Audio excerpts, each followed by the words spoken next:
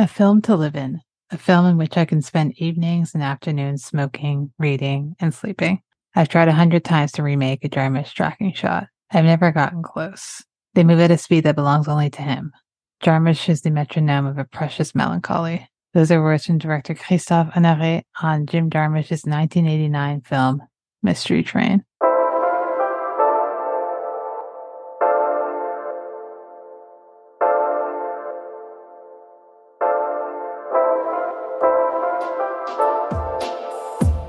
Seeing Faces in Movies is a podcast where each month I focus on the works of a different director or cinematographer, and each week I invite a guest on to discuss a film and the artist's filmography. This week we're discussing Mystery Train. So a quick synopsis of the film is, 3 stories are connected by a Memphis hotel and the spirit of Elvis Presley. The film stars Masatoshi Nagase as Yun, Yuki Kudo as Mitsuko, Nicolette Braschi as Louisa, Joe Strummer as Johnny, Steve Buscemi as Charlie, Rick A. Viles as Will, Screaming Jay Hawkins as Night Clerk, and Sink Lee as the bellboy. It's written by Jim Jarmusch, cinematography by Robby Müller, directed by Jim Jarmusch, edited by Melanie London, and music by John Lurie. So today my guest is Rolla Tahir, and she is a filmmaker based in Toronto, and she's done so many different, styles of film. I know that you also run the Arab Film Festival, and you also have you recently had a exhibit on. I would love to hear more about that and the festival and, the short films that you've created and any features and just what your relationship is to cinema and the works of Robby Müller. Okay. Well, first of all, thank you so much, Felicia, for having me on to talk about Mystery Train and Robby Müller. Wow, my relationship. Well, first I'll tell you a little bit about myself. I'm an independent filmmaker and DP based here in Toronto. My background is actually in cinema studies. I graduated with a cinema studies specialist from U of T. And so I didn't study film production, but eventually kind of made my way into it because of my interest in cinematography, actually, which stems from my love of photography. And so that's how I kind of made my way into cinema. In terms of my film work, I started not knowing really what I wanted to do. And so I volunteered a lot on sets to try and figure out what I wanted to do. And it was through cinema studies, I knew I was really interested in cinematography, but I still didn't know that I wanted to be a cinematographer. But being on set kind of solidified my love for lighting and composition and camera work and just generally being behind the camera as a DP. And then later I developed an interest in directing and also writing a little bit because I wasn't seeing the kind of films coming my way, the kind of films I wanted to do. Like I wasn't seeing scripts that were kind of on the same wavelength in terms of my interests, let's say. So now I direct my own films. And when work kind of comes my way that interests me, I will DP as well. I'm currently in pre-production for my first feature film, which I'm hoping to shoot in. Congrats. Thank you. It's been a journey. I'm sure you know a lot about the difficulty of making independent work here in Canada. Yep. So yeah, that's been like a 7-year journey in the making. It started as a script and then sort of various, let's say, scenes from that script I adapted as short films to try to kind of get a sense of what I wanted the visuals to look like and just to improve as a general storyteller. So yeah, and finally kind of culminated, I think it was, end of last year when I finally got the grant from Telefilm to make the feature. So amazing. Hopefully that'll help. And it's really funny and it's really kind of timely that you asked me to be here talking about Robby Müller and Jim Jarmusch and Wim Wenders, because in all my like artist statements and vision for the films applying to all these different programs and grants, the mood of the film just like it's Jarmusch. My mood board is Jarmusch, and so it's very timely that we're talking about this. That's amazing. I love that. And I personally can't wait to watch it. I love these beginning because I also did cinema studies, but I had originally applied to go to school for photography because my interest was in cinematography, but then switched to cinema studies mainly because I just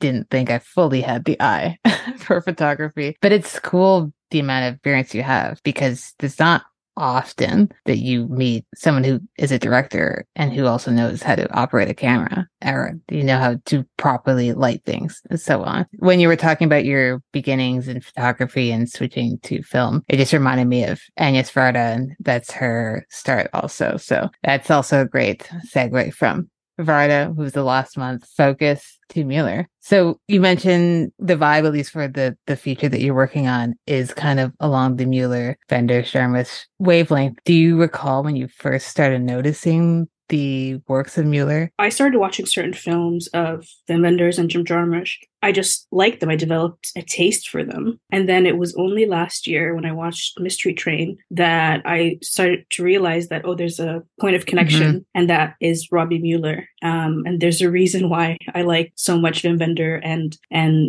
Jim Jarmusch's films. It's because of the look and the feel and the mood. And the mood is the top priority of Robby Müller when he approaches his work. And so it just made sense. So I've been aware of the filmmakers, but I put two and two together recently as to, Robby Müller being the collaborator between the two. And then that coincided with kind of me being sort of working head on, developing the feature film and working on the mood boards and just applying to all these grants and really focusing on the look of the film and how I want it to feel. That's when I started delving into the works of Robby Müller a bit more. And I still have blind spots, like, his later career with Lars von Trier, for example, like that's a big blind spot for me. But then again, it's a great departure from his work with Jarmusch and Wenders, right? It's interesting to watch the way he kind of works so well with each director and have those specific things, as opposed to being like, this is my vision and you have to adapt to it. He's very good at adapting. So the von Trier stuff looks nothing like a Mystery Train. It's purposely not beautiful.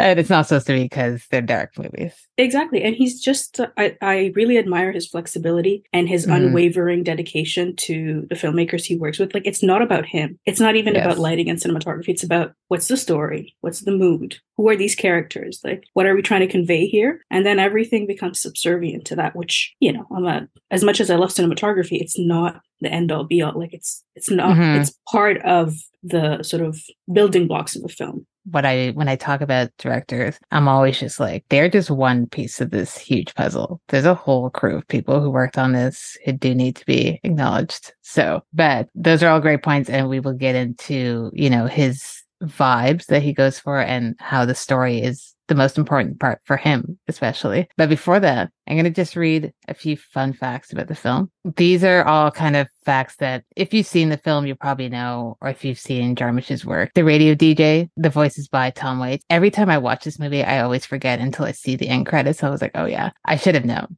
He has a very distinctive voice. And the film contains some of the last known footage of Stax Records in Memphis. And actually didn't realize that this was the first color film he had done, Jarmusch, since Permanent Vacation, which is his very first film. I don't know if you've seen that one, Permanent Vacation. It's kind of hard to find. I saw it, I think, as a teenager when I was first getting into his stuff because I really loved Down by Law. And from there, I was like, okay, I need to find everything else. But I don't even know if Permanent Vacation's on Criterion Channel, but it's definitely not as widely seen just because I think it was one that he had done in film school. Right. Another quick fact that I found was funny, and apologies if I'm butchering it, but Cinque Lee is the younger brother of Spike Lee. And so he was the kind of bellboy or bellhop at the hotel next to Screaming Jay Hawkins. And the whole time I was watching it, especially this time, I was like, this guy looks so familiar. And then realizing, oh, it's because he's his brother. Can I actually,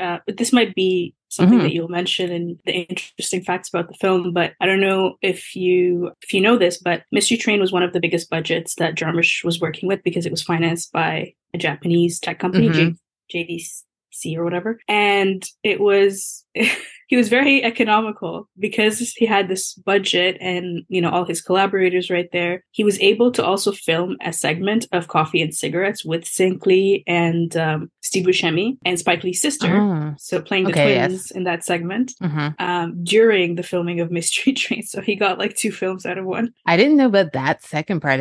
I knew that he had gotten a bunch of funding from a Japanese production company, but I didn't realize that he was able to film that at that point. Because when did Coffee and Cigarettes come out? It was like early 2000s. Yeah, I was confused too, but then I did some research and a few segments had come out earlier as short films. I think one of them was even maybe commissioned by SNL. And so that segment had come out by itself. And then later he shot 6 segments, added all together and created the feature. That's cool. I mean, hey, that is a good use of time and resources. Like, I have you here.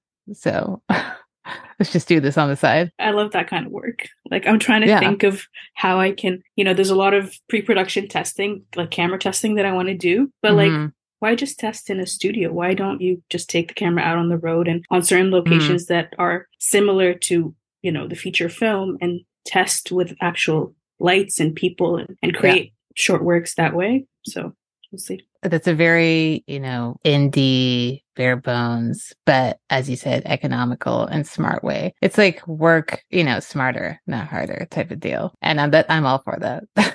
The hotel where the 3 stories come together is no longer standing. A lot of people have gone to Memphis to try and find it. People who like to, location scout when they're in a city. But the last time it was seen was in the film Great Balls of Fire from 1989, a film with Alec Baldwin. And I actually haven't seen this film, but there's a broken down car that I guess he's preaching in front of, and the hotel's in the background. So that's the last time this was seen. Great title. I know of this movie. I had no idea Alec Baldwin was in it, but I'm going to have to search it up now just so I can see the hotel. The last little quick one is just that the script was under the working title of One Night in Memphis, and he had never actually been in Memphis beforehand. The very first time he went was when he started filming this. He just had that story in his head of like the city of Memphis and the way people kind of idolize that city as outsiders because they are huge fans of Elvis and all the other music that came out of Memphis. Yeah, I don't think Müller had been there even as well. And I really like that approach, I guess, or sort of having a feeling or instinct towards a location or even a subject matter that you're not necessarily, you don't have experience with or you don't have a history with. You could argue that his entry point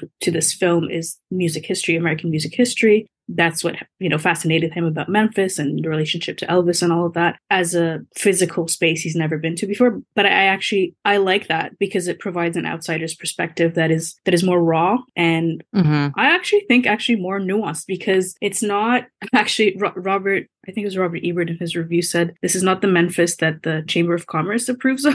Yeah. And I mean, that is what is striking about the film. And it's really amazing what Robby Müller is able to do with empty parking lots, with dilapidated hotels and bars. Yes. You know what I mean?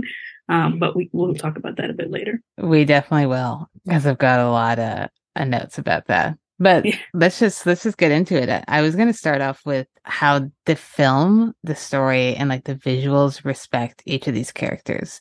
Oftentimes when you're watching a film, because the Memphis that we're seeing is like a broken down, it's not, the people around living in those areas are not well off. And yes, a lot of those characters that we're seeing, a few of them are outsiders coming in, but you never feel like the film is judging anyone too much and not glamorizing poverty, but also not making them off to be like their lives are terrible either. It's just kind of factual. And I was going to read a quote that Jarmusch said about Müller.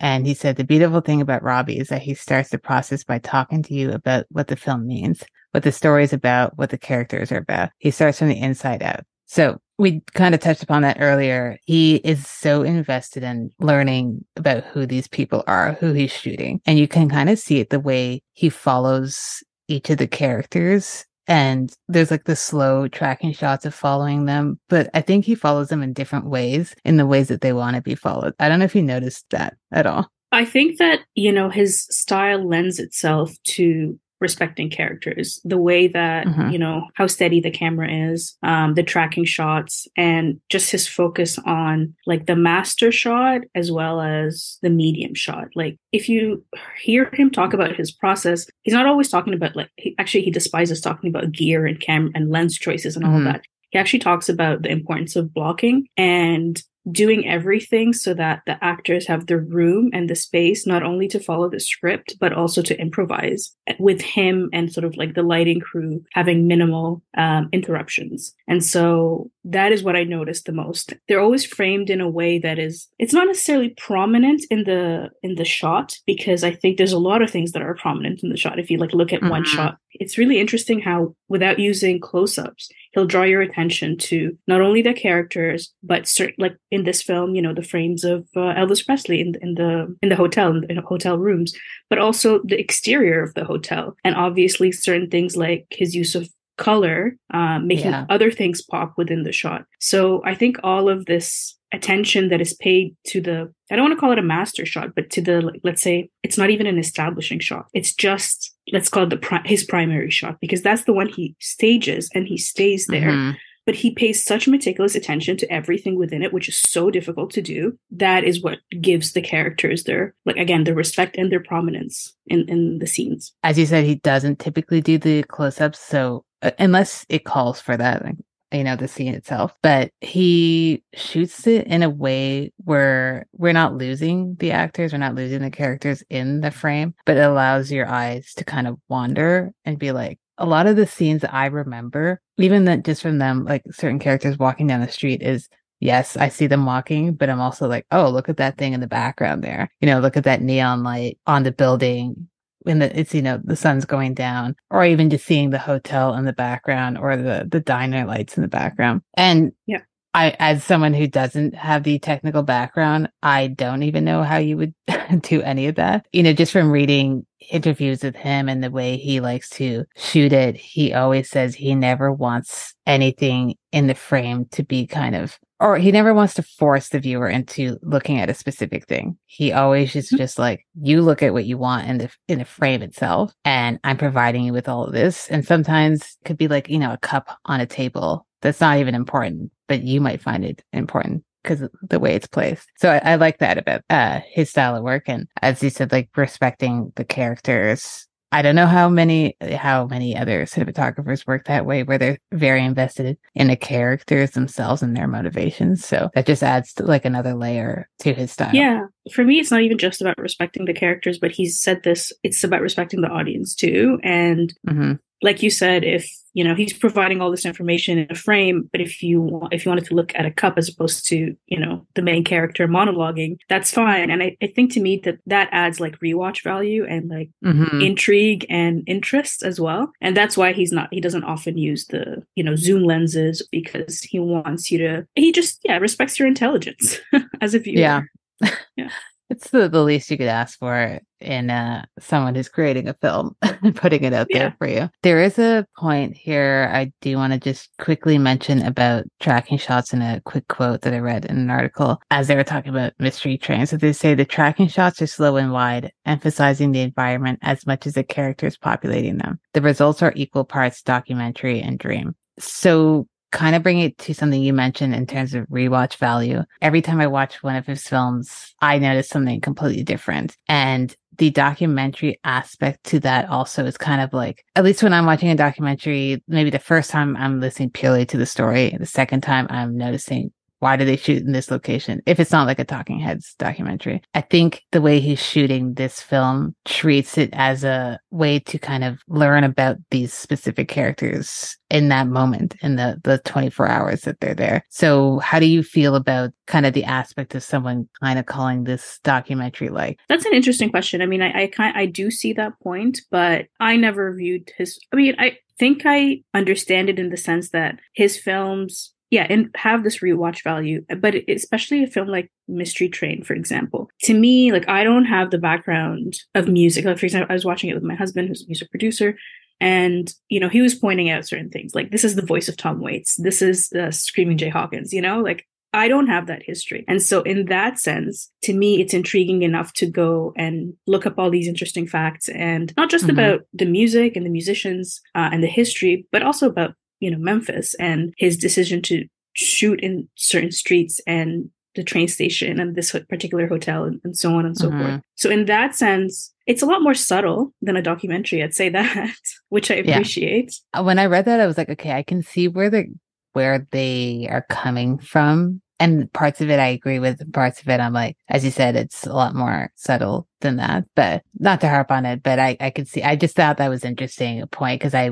never would have immediately thought of documentaries when thinking of Mystery Train. No, definitely not. I mean, it's very structured, right? Like, it's very staged, even though Robby Müller tends to want to work with like very minimal equipment, a lot with natural light and minimal involvement in the sort of manufacturing of the shot, but they're still very stylized. And so in that sense, I don't necessarily, I don't see the documentary connection, but in terms sort of on like a thematic level, it's yeah, it could play like a documentary in the sense that I'm interested to learn more about the history of, Elvis and the city of Memphis and these studios and all of that. Anytime I watch this, maybe it's just because I'm not a fan of Elvis. I do like his stuff, but he's not someone I'm a hyper fan of. So every time I watch it, I'm like, oh, I guess there's people who have dedicated their lives to this man. And like, this is not an exaggeration, like this film. There's people who are probably even more intense than anyone in this film. So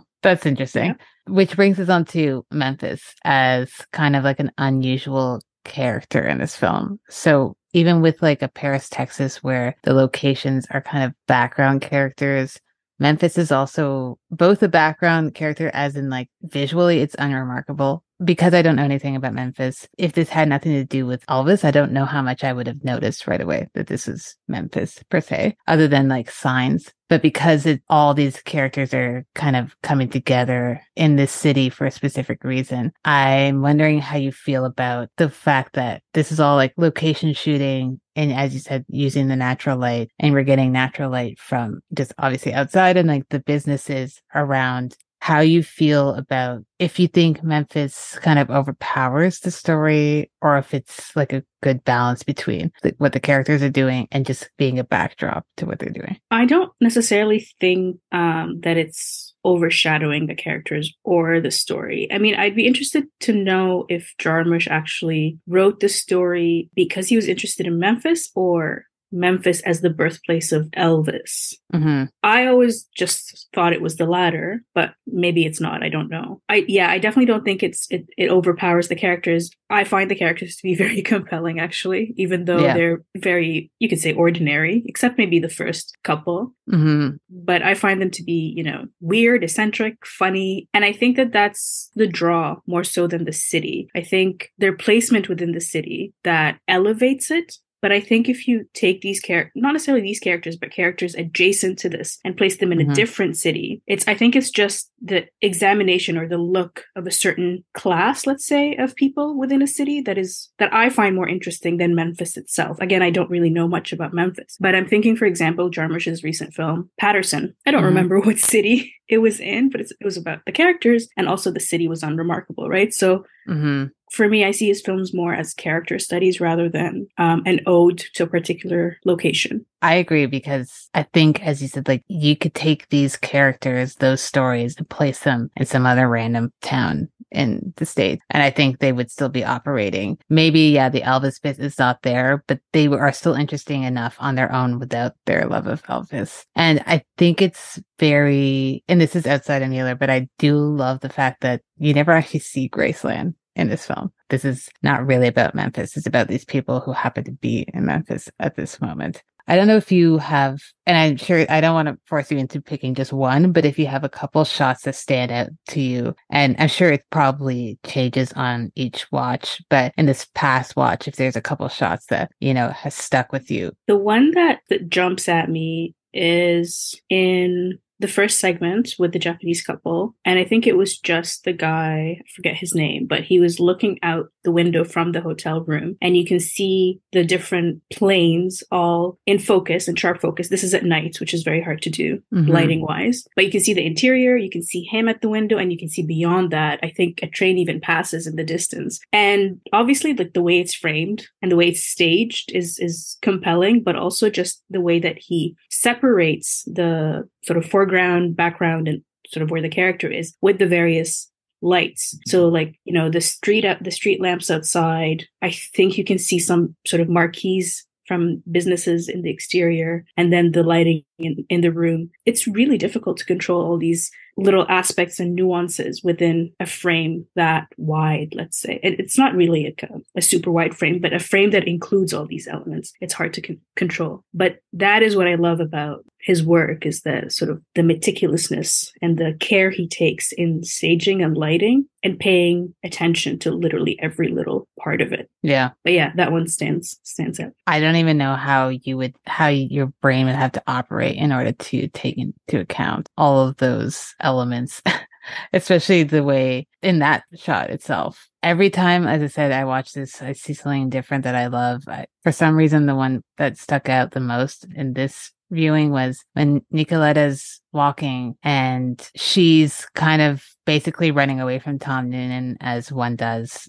Because he's terrifying in this movie. And it's starting to get dark. And I think it's the same exact street that the Japanese couple are also walking down when they're holding their bag. I'm pretty sure it is. And it's just kind of the way you see like some of the business lights shining on behind her. And it just creates like an extra layer of tension. I'm like, girl, you need to get out because I'm scared for you. You can tell she's trying to keep her cool, but the way she's lit just shows that she is mortified and being like, I do not know where I am. Like I'm in the middle of nowhere in Memphis, never been here. So it's that. It's just creating the atmosphere, but also allowing the character to do their thing, the actor, as opposed to being like, you should feel this way because I'm lighting her this way. That's really interesting but I think what's really cool about that scene and that the beginning of that segment is how playful it is. Like it could play more of as a thriller, and this man is more of can present more of a danger. But she holds her own, and it doesn't become about this interaction, right? The rest of the segment, the rest of her story, which I really like. Like despite how desolate the city is, the city is portrayed,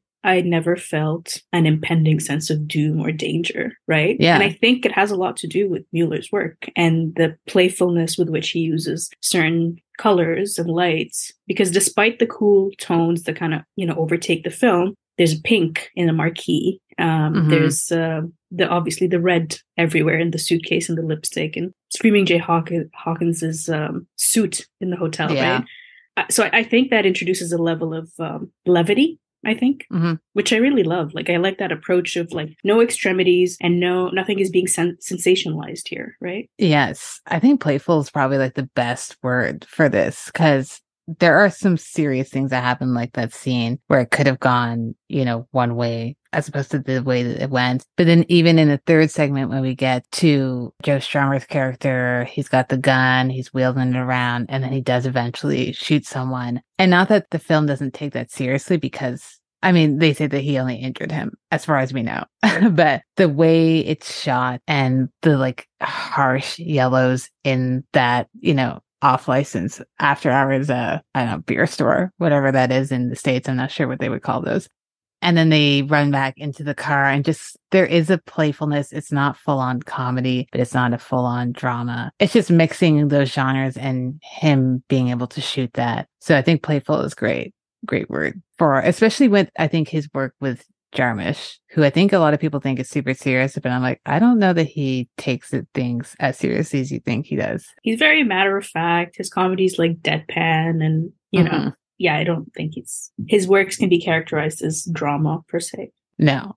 There's a quote that I want to read from another article, and this is just jumping back a little bit to Memphis, but I think it kind of talks about, what we were mentioning, what we might know or may not know about Memphis. So they say the way cinematographer Robby Müller shoots the streets of Memphis in Mystery Train also feels like it's wrestling with the city's past while depicting where it was in the late 80s. So I think you mentioned in Roger Ebert's quote that, this is not the Memphis that I'm sure they would want to be seen. And I don't think it's trying to make it uglier than it is. But I think if I were to ask someone who might have an inkling of what Memphis looks like, they probably have maybe a 50s version in their head. And at this point is the 80s. I don't know what it looks like in 2023. But I like that it didn't try and bring it back to where it was when Elvis was at the height of it. It's very matter of fact. So as someone who also doesn't know anything about Memphis, were you kind of shocked to see the way it looked when you first saw this film? No, because if I'm interested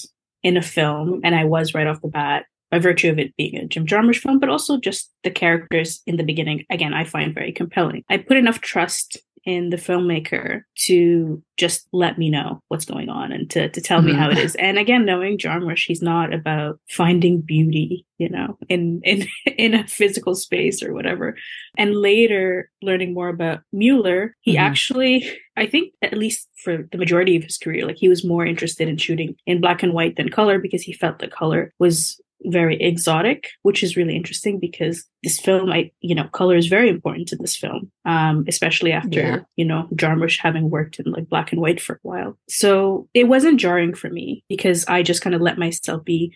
And I think that's like that to me is a very high compliment, to be able to just like lose myself in a film and just let it tell me what's happening. That's kind of how I did the film and how I experienced it. What I found to be more interesting about the film is just its integration of lore, like Elvis, particularly like Elvis lore, within the city, and how the various characters had these like weird interactions and visions and histories, let's say, with Elvis. So like, again, that's the connection with the city that I found to be more interesting, like its history and how that manifested over the decades till the 80s when we're watching the film, as opposed to the geography of the city itself, which is not, again, like I had no preconceived notions of what that looked like. And so it wasn't quite on my radar. I think, admittedly, probably the first time I watched it, because I was probably a late teenager, early 20s, and just knowing Memphis in connection to Elvis and no other reason why I would.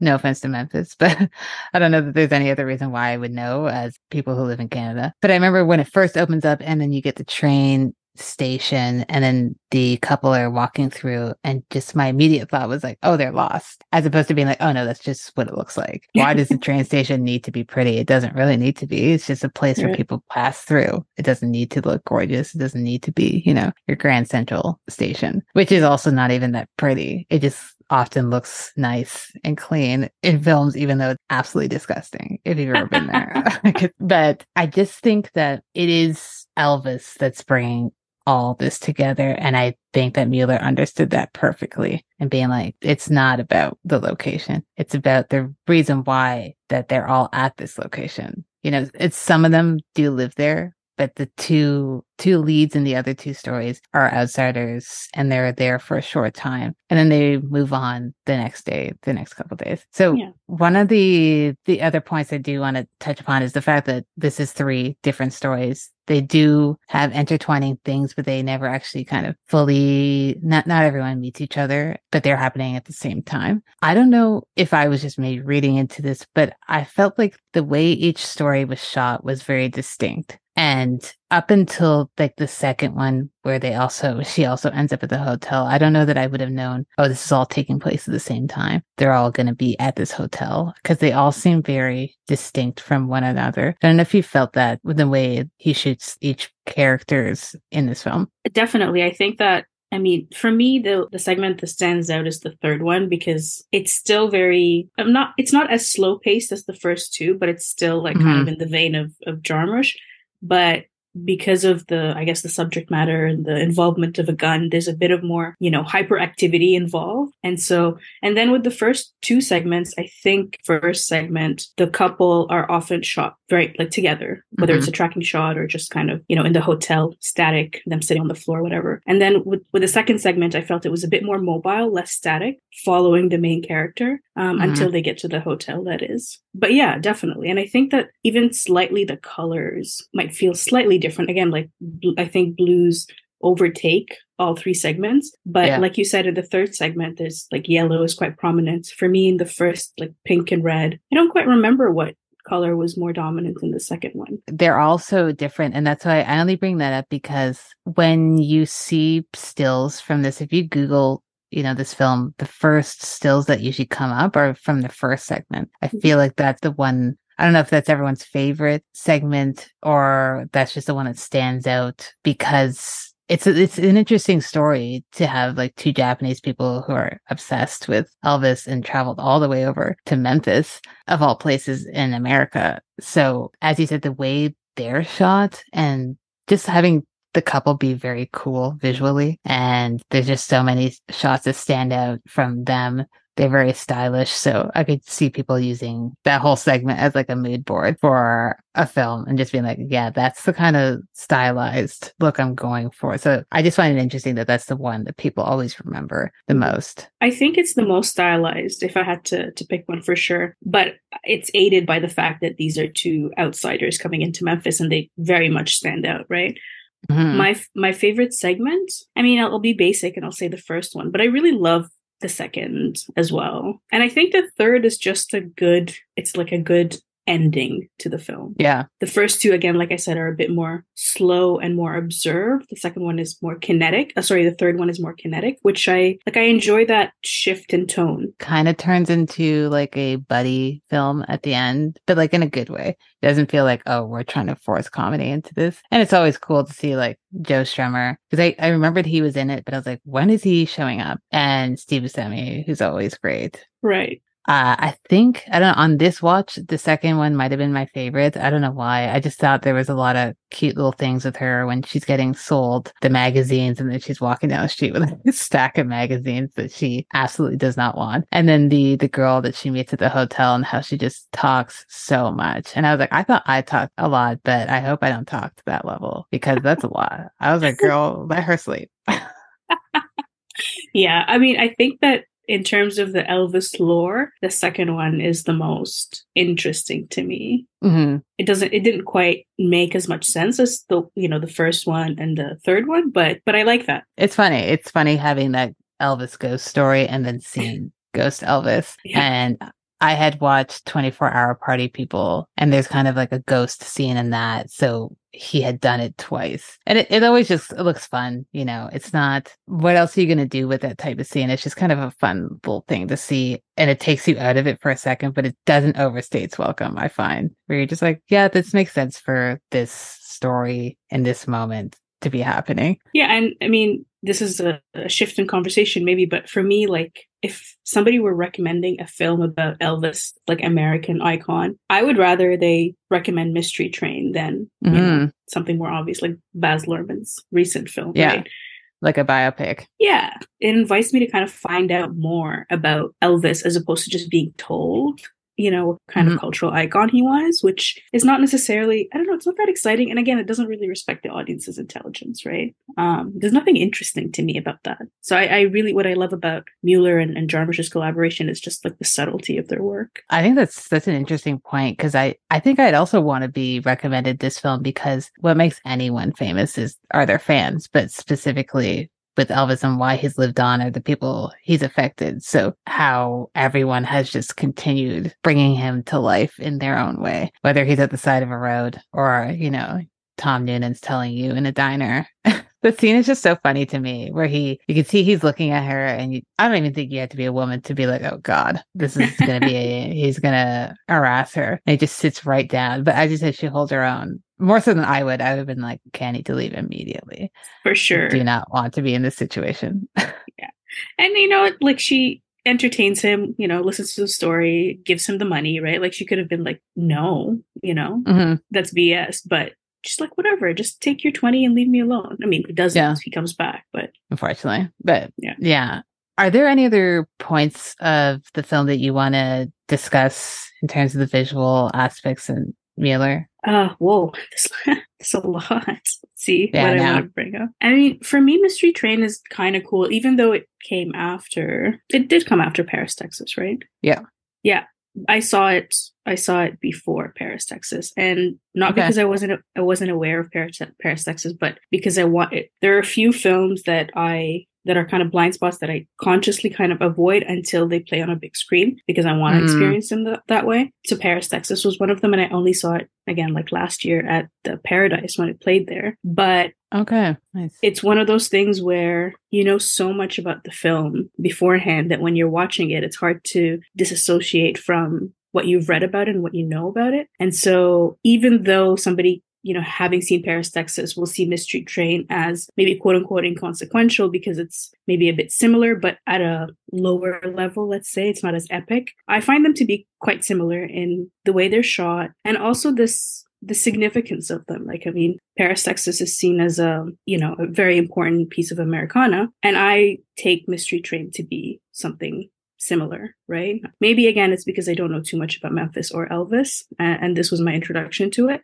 And again, it's really interesting that it's coming from a quote unquote outsider, right? Both of them. But yeah, it's really interesting how little people talk about Mystery Train in both Jim Jarmusch and Müller's overall work, because I find them to be, quite similar, actually. It is weird that Mystery Train's not even talked about as widely in terms of Jarmusch's work. And not that this is a standing and importance, but I know it was one of the later criterions that got released of his stuff because I was looking at it. I had an old DVD copy of this and I was like, did they ever release it? And I know they did. And it might have been a couple years back now. But his other stuff, like Down by Law and so on, are one of the very first criterions that were ever released. So it's weird to me because when I think of Jarmusch, I always thought of Mystery Train because just like visually, that film stands out the most. And like you said about the outsiders, and even in this case, Jarmusch is also an outsider to Memphis. I know with Paris, Texas and Vendors that Müller and him kind of got together and they're like, okay, this is foreign terrain to us. We don't know this area, right? So how do we shoot this in a way where we're not marveling at it? For me, I'm looking at the desert landscapes and I'm like, oh, this is beautiful. It might not even really be that but I'm not used to it. So the way I would shoot it would also be like, oh, this is gorgeous, as to being like, this is the way it looks. And I think that comes across in Mystery Train as well. As you said, it's just like, this is just what Memphis is. No difference. Yeah. Other than like, yeah, it's obviously a little bit more beautiful than if I was walking down the street. Which is ironic because Müller was all about beauty destroys drama, and he was very against beautifying an image and taking away from the story and the characters. But I mean, I always characterize his work up until a certain point, and also Jarmusch's work, as observational. And I think when I hear Müller talk about his approach to lighting, it's all about observation. I think there's a website that exists of his photographs. Because I think he started out as an apprentice to a photographer, a Dutch photographer, or a painter. I'm not quite sure. And for him, it's all about just watching the light hit a certain object or a character and how the light changes in a location over a certain time or whatever. So even though I came to these landscapes as an outsider, and I'm sure he was marveling at them, he maybe took a step back after he marveled at them and just observed them, right? And then decided how to frame them in a way that is, again, subservient to the story, as opposed to something that takes you out of the story, really.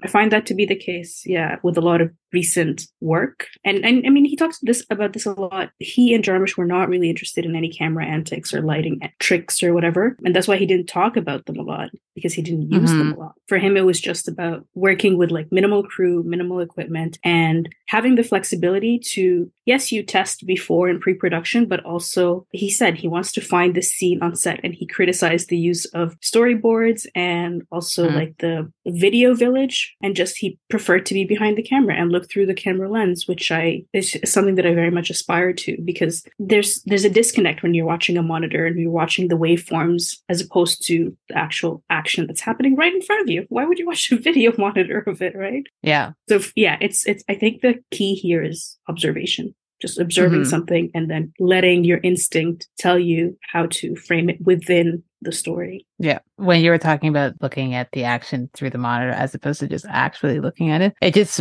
my mind just went to when you go to see like a band play live and someone's recording, but you can see that they're watching it through, and I'm like, but it's happening right there. Right.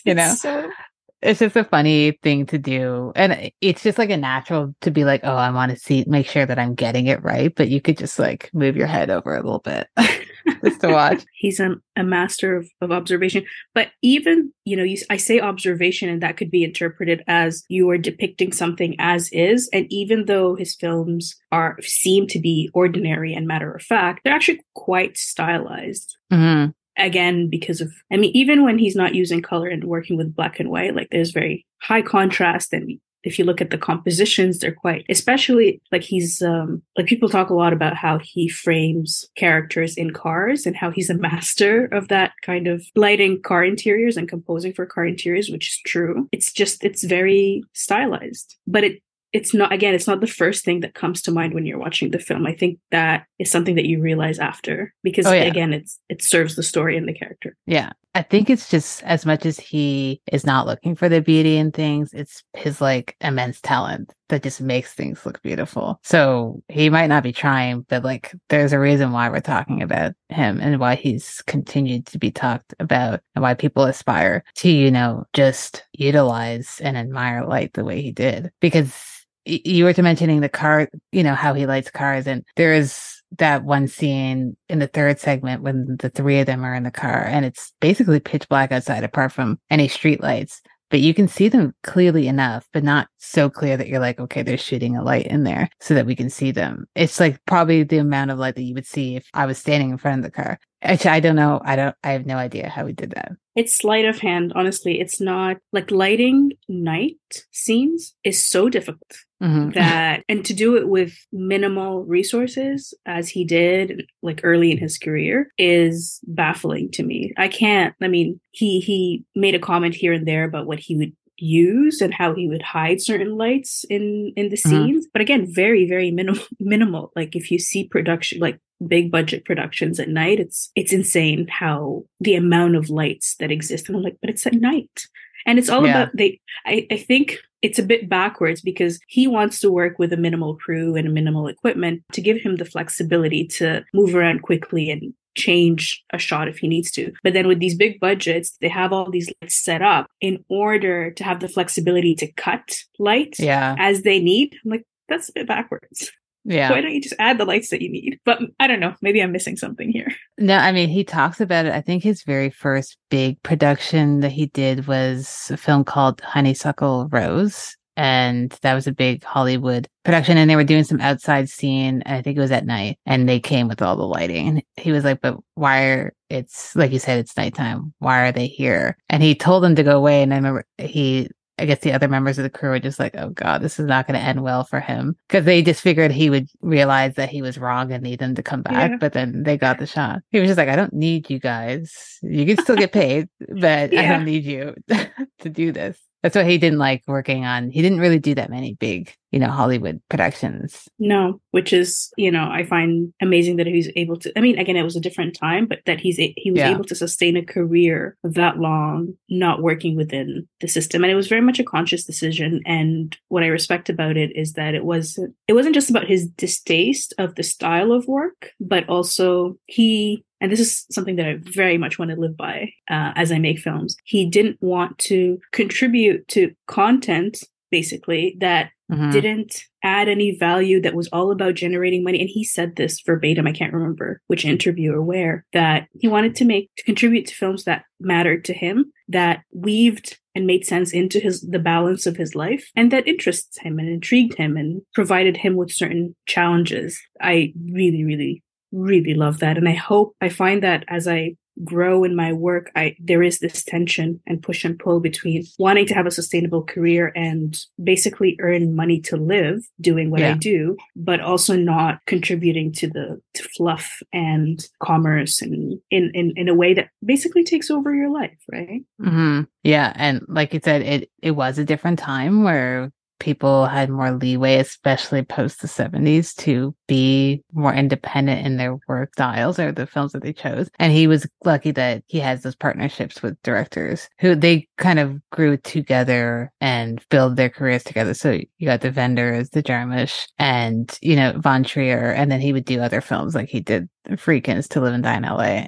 It's that balance of being like, I want to do something that I actually want to watch, but you need to make money in some sort of sense. He also just never lived in the States, so he didn't have to worry about having to afford a huge LA mansion. So that probably helped too. Yeah, but these are choices that people can make, right? And I mean, I get it is. I'm not saying it's not difficult now. It is infinitely more difficult. But as you work in film and you study film, you're told that this is the way. But you know what? It's not. You can do whatever you want, right? You don't have to do a storyboard if you don't want to. Which I love. I don't know. Like, I'm trying to think back in my time at film school if we even watched any films that he had done. Which is fine, like, we're not studying cinematography, but I think it's still so important. And I don't know why his name didn't really come up that much. And sometimes I have a hard time distancing myself from the people I know and my own interest in realizing that not everyone's a nerd. And I'm like, you've never heard of, like, Robby Müller? And not in a, like, dismissive way, just being like, oh. And I was like, yeah, there's a lot of people who don't really care. But for the people who do, it's wild that he's not talked about more, I think. Agreed. And also, I mean, I'm guilty of it. I didn't know until recently, right? I didn't know that he was the frequent collaborators with these filmmakers that I really love. But I do find it interesting that he's not as recognized. It's because he didn't work within the system. I mean, yeah, I'm sure he probably prefers it that way because he's like, I don't need to be the name. I don't think he cares. Yeah. So, which which I which I respect. love. Yeah, I wish to aspire to that level of Yeah. indifference. Let's say, as long as you're content with your work, That is something to aspire to just be like, I am confident in what I have to offer. So everything else is extra. I don't really care about that. it's beyond your control, beyond your Yeah. control. Exactly. Yeah.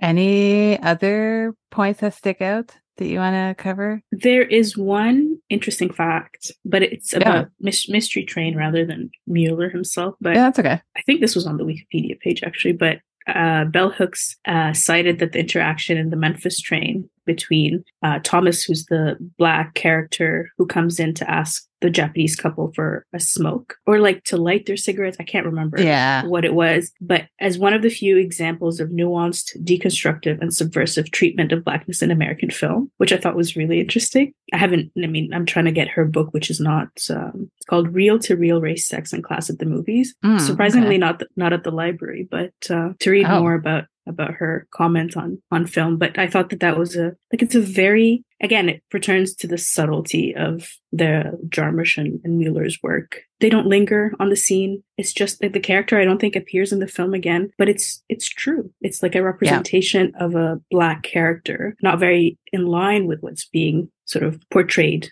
at that time, right? And it's fleeting. Yeah, I love that. And I did read about some of the portrayals of like race relations in the film without it being this is what the film is about. It's just like matter of fact, and it never lingers on. There's even the scene in the third segment where I think it's Joe Strummer's character asks why are there only pictures of Elvis here if we're in a black neighborhood, there's a black run hotel, and then one of the guys is like, oh, because it's white people who own this hotel, so they're gonna have Elvis. And it's not like they continued that conversation, it was just that's it. Okay, yeah. Facts. I like that. Me too. I think Jarmusch is pretty good, at handling stuff like that and not pretending that, race relations are not a thing, but not harping on it in a way where it's like sometimes with white directors where they're trying a little too hard and you're like to course correct. Yeah. We're not here to do that. That's a great point. I hadn't read about that and Bell Hooks quote on there. That looks okay. Yeah, I didn't know she wrote a book about her thoughts on various films. Definitely want to read that. Oh, same. That sounds like the perfect book for me. Well, there's so much to talk about with Mystery Train. So that leads us into the last segment then. I think maybe I can gauge what your answer might be just in this conversation, but the first question in the end credits is if someone comes up to you and asks you what film to start off with, if they're, noticing the name Robby Müller, I've never really seen any of the films he's worked on. Where should I start? Would you recommend they start with Mystery Train? I definitely would recommend Mystery Train because it's not as slow paced, slow moving as some of his other work. And I think it's engaging enough visually, but also in terms of the story and its levity and also the Elvis connection. That could be like a sort of nice, easy entry point to someone who's not familiar with Mueller's work. Yeah, so that's definitely my pick. What about you? What would you say? Well, it's weird. Every time I do, depending on like the person in question, Mueller's kind of a hard one because he has so many beautiful films. So I think it would be up there. I usually give Paris, Texas, but because I'm biased, I love that movie. But talking about Mystery Train and having rewatched it, I think it would be such a great spot to start off with and branch off from there because it is probably the most visually, along with Paris, Texas, but like visually captivating because of those colors like pop out. And it's just a fun story. So if you like the way this film looks, then you can go and move forward from there. And you can either continue with his color films or you can go to the black and white. I mean, I think you should do all of them, go both ways. But sometimes when you recommend a black and white film to watch first, people are stuck in that visual and they're like, okay, I can only see them doing this. But he was obviously great at doing both. So Mystery Train would be a great, and it's not as slow as other Jarmusch films. There's still a fun story and it's broken up in 3. Mm-hmm. So I think it'd be a good spot to start. Yeah. Good starter for sure. Second question is the double bill. And you don't have to give me just one film, because usually most people are like, okay, what's the vibe? Who am I making this double bill for? So they usually pair it depending on that. So if you were creating a double bill either for yourself or for someone else, what film would you pair this one with and why? That's a really interesting question. I thought about it in terms of the visual aspect first and foremost, but then I also paired it with a film where the story, there's a bit of a connection there thematically in terms of the story. The film is Ariel by Aki Kaurismäki. Have you seen it? No, but I do have one of his on my double bill. Okay. Which one do you have? I had Drifting Clouds. Oh, I haven't seen that one. I must see it. I picked Ariel because European films, I think, have very different sensibilities than American films, but then I see Müller as a bit of a connection between the two sensibilities. And let's see, Mystery Train is about outsiders coming into the city and then out of the city, kind of like they're like transient beings. But then Ariel is it's actually about an outsider coming into a city and finding life to be so difficult there and then trying so hard to leave the city. So it's similar in that sense, but it's again like very observational deadpan. I find it to be a lot more, in subject matter at least, a lot more dramatic and heavy, but also because of the way it's shot and approached, and its approach to characters and mood as well and tone, it's very similar to Mystery Train in that there's a bit of the deadpan playfulness there. It's really interesting how, like, if you know what the film is about and how dark it is, really. Like, I mean, the film starts with the main character losing his job, his dad shooting himself, him going into the city, being robbed, being imprisoned. Yeah, exactly. 7-hour day. It does not make you want to, slit your wrists, I promise. No, it's not like a Von Trier.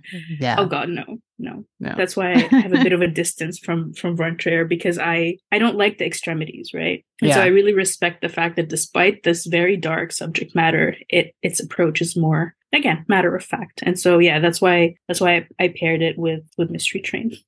It's funny because I feel the exact same way about Kaurismäki's work, and I haven't seen all of his stuff yet, but it's my goal for this year to finish because I love his work. And the reason why he was one of the first to come up was because it's a vibe. It's a mood that he has throughout that film. And sometimes, as you said, a lot of them, even Drifting Clouds, is dark too and depressing, but you never feel like you want to kind of die watching it. It's kind of whimsical, might not be the best word for it, but it's still a nice story to watch unfold. And I think it's the same with Mystery Train. The other one that I kind of thought of outside of the Kaurismäki one was a Roy Andersson one, Do the Living, only because it was those vignettes and the slower pacing. It's definitely much slower than Mystery Train, but the visual aspect is very gray most of the film, but it lends itself. I feel like it's something that a Müller would like. Kaurismäki, I think, I don't even know, actually, it's probably bad that I didn't check who was the DP on that film, but the colors pop kind of in a similar way that they do in Mystery Train. Not as bright, but but it's a running thread in Kaurismäki's films, again, like composition and color, which is why, like, again, he's very much part of my influence and inspiration, because his approach is similar to Jarmusch in a way. I definitely will be doing a Kaurismäki month, so you'll have to come back for that. And cool. Thank you so much for coming on. I think this is great. I learned a lot about, the technical side, and I admire your ability to just create films. It's an insane feat that most of us will aspire to. And just your enthusiasm about Müller's work and Jarmusch, and definitely we'll be doing a Jarmusch month. So come back for that too, if you have time. I know you're quite busy now. Either way, I'll get your thoughts on Jarmusch, because I'd love to hear more about his influence on you and just your love for his work. So thank you. I'd love to. No, thank you. And also thanks for heeding our calls to create a podcast. So I'm very, very excited. Yeah, until someone is like, okay, that's enough, ma'am.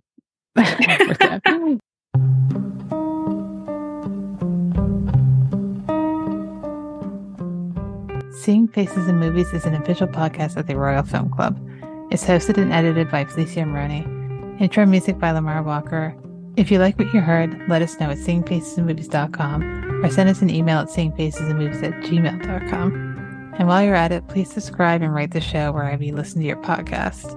And thanks for joining us for our Robby Müller month.